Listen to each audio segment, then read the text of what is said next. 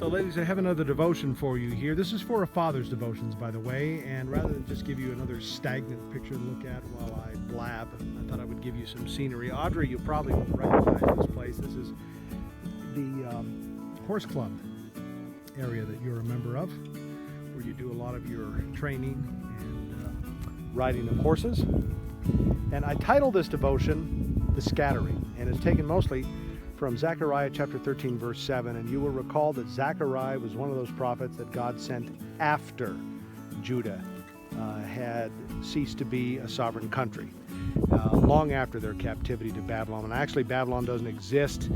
It is now the Persian Empire, more or less. And the Israelites have been allowed to come back to what's left of their land by the Persian king, Darius, I believe. And Zechariah, in this particular chapter, he gives probably one of the most famous utterances of God. This is the one that Christ himself would quote when he said that the shepherd would be hit and the sheep would be scattered. He gave this, of course, on the eve of his crucifixion, and that is exactly what happened. He was hit and his disciples were scattered. But you know, somehow, and I could be wrong, I sure hope I am, I think that this particular verse has special significance for some of the future events that are going to overtake the greatest country that ever was, the highest civilization that ever was on this planet, and that is, of course, the United States.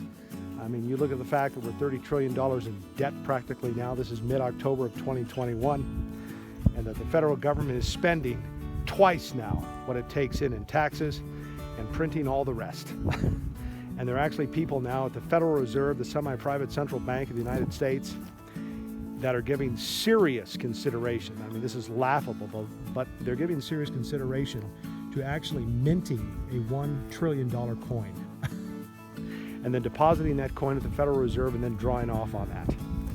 That's just nuts. That is the end game. But about a week ago, and this is mid-October, right, of 2021, one of our most advanced attack subs, I don't know if you ladies are aware of this, the Seawolf class, I believe, is what these are. These are $3 billion subs that are, I think, beyond our Los Angeles class attack subs and probably either equal to or greater than our Virginia class attack subs.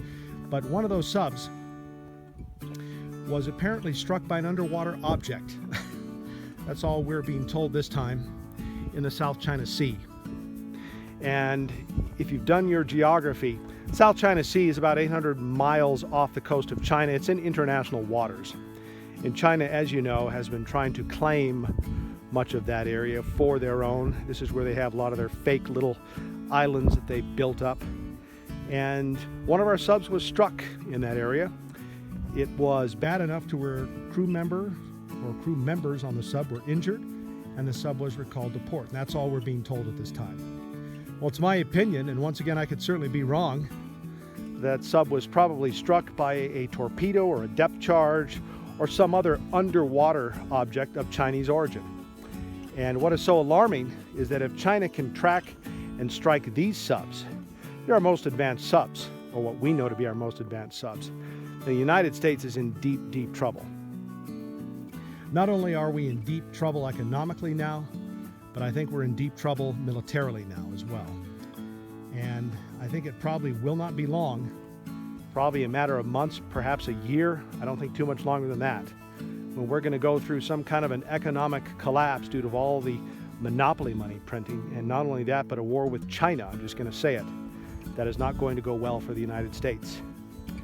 And I think that it will be during this time that we're going to go through what I refer to as the scattering. That's the title of this devotion. That much of what Zechariah talked about in chapter 13, verse 7 of that book will come into play in the United States. Because I think during that time, when we perhaps cease to be the United States, that many of our churches will be scattered. Churches will be scattered from one another. Members scattered from one another, so they're not going to have any more cohesiveness. And I think the same thing will happen with families. You know, Christ talked about the fact, along with Ezekiel, that the shepherd would be struck and the flock scattered. So I think many of the leaders of our churches will be struck, and their parishioners will be scattered from the shepherd and from one another. Same thing with families. Fathers and mothers will be struck. Families will be scattered, not just from the parents, but from one another, to where we will no longer have that cohesiveness. And you've heard the saying, divide and conquer. I think that really is exactly what this is. That's what it's all about.